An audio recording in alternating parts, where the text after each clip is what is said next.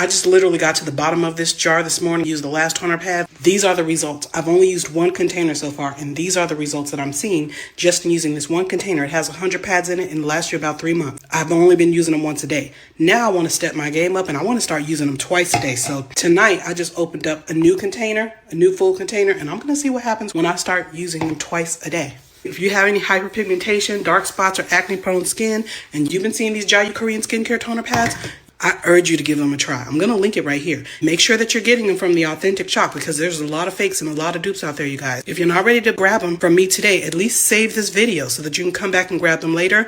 Don't scroll away and click on some other video or click on some other link because it may not be the authentic brand.